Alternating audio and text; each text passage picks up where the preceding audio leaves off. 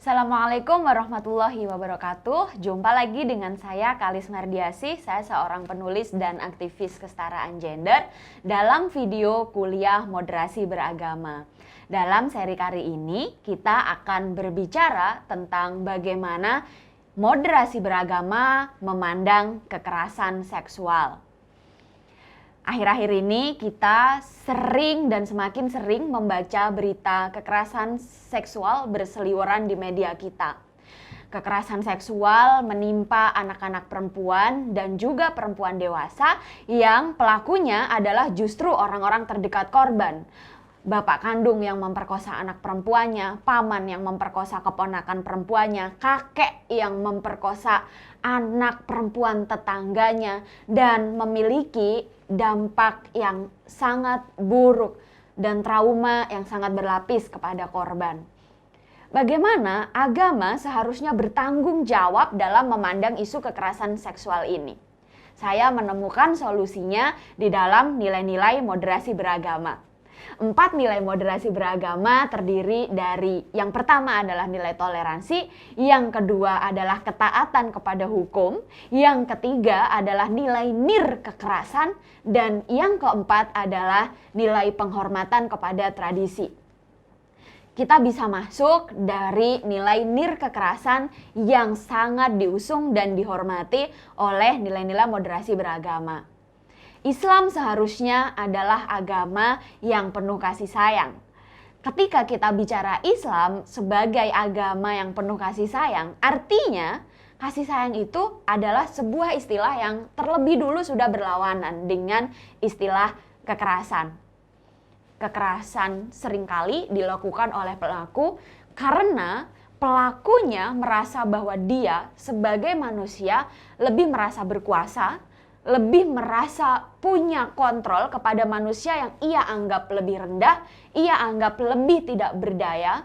Pelaku selalu merasa bahwa dirinya berhak mendominasi manusia lainnya yang ia wujudkan dengan aktivitas ancaman, pemaksaan, kontrol, dan juga serangan kepada mental korban, kepada fisik korban, dan kepada martabat korban secara keseluruhan.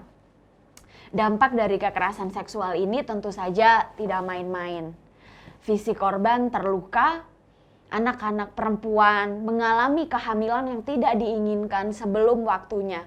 Anak-anak SD yang diperkosa artinya ia tidak lagi bisa menjalankan pendidikan sebagaimana mestinya.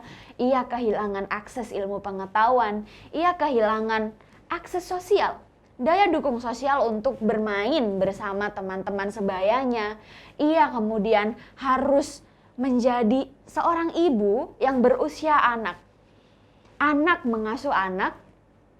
Korban kekerasan seksual juga mengalami trauma psikis yang membuat ia tidak bisa berfungsi layaknya manusia normal sebagaimana biasanya. Korban kekerasan seksual bisa saja ketakutan ketika mendengar suara pintu dibuka, ketika ada orang yang mendekat kepada dirinya, ketika melihat keramaian orang, ketika melihat makanan yang ada di hadapannya, karena setiap barang dan setiap kejadian yang ia lewati selalu mengingatkan ia pada peristiwa naas di mana ia mengalami kekerasan seksual dengan pelaku. Islam adalah agama yang mengutuk kekerasan seksual, dan nilai-nilai moderasi beragama harus kita hayati dan kita ketengahkan untuk membawa agama Islam agar mengejawantah sebagai agama yang melawan kekerasan seksual. Dampak yang serius yang menimpa korban baik secara psikis, secara mental, secara fisik, secara sosial, secara ekonomi itu juga bertentangan dengan tujuan dibentuknya produk hukum Islam. Kita tahu bahwa maqasid syariah, bagaimana produk hukum Islam itu dibentuk dengan tujuan untuk menjaga jiwa, untuk menjaga diri, untuk penjagaan terhadap keturunan, untuk penjagaan terhadap kedirian manusia, agar manusia tetap menjadi manusia yang punya potensi untuk berbuat kebaikan yang sebanyak-banyaknya. Penyintas kekerasan seksual kehilangan segalanya. Kehilangan dirinya, kehilangan tubuhnya, kehilangan jiwanya, kehilangan keseluruhan martabat dirinya yang membuat ia tidak lagi bisa berfungsi, tidak lagi bisa melanjutkan hidupnya seperti manusia-manusia normal pada umumnya. Dan tentu saja itu bertentangan dengan Islam.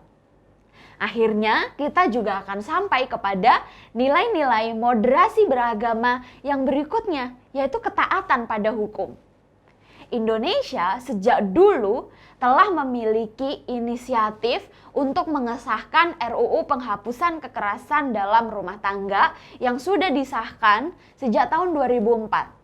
Di dalam Undang-Undang Penghapusan Kekerasan dalam Rumah Tangga, pemerkosaan dalam perkawinan adalah sesuatu yang dilarang, adalah sesuatu yang bisa dikenakan tindak pidana.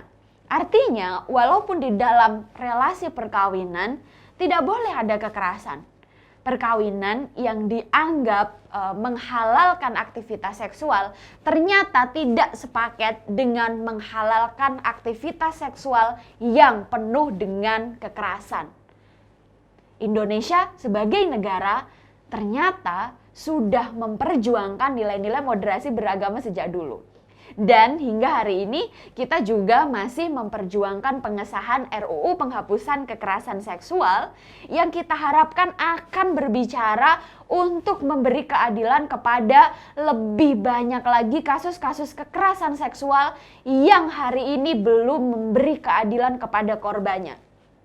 Kasus eksploitasi seksual, perbudakan seksual, pemaksaan kontrasepsi, pemaksaan aborsi, dan jenis-jenis kekerasan seksual lainnya.